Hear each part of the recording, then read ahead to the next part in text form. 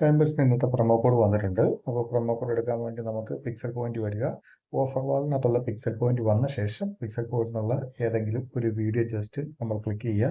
Click ചെയ്ത ശേഷം start earnings ഇവിടെ കാണാൻ സാധിക്കുന്നതാണ്. ഇവിടെ ക്ലിക്ക് ചെയ്യുക. ക്ലിക്ക് ചെയ്ത ശേഷം നിങ്ങൾ ടൈം ബേസിൽ ജോയിൻ ചെയ്ത് അതേ ജിമെയിൽ ഐ ഡി വെച്ച് തന്നെ ലോഗിൻ ചെയ്യുക.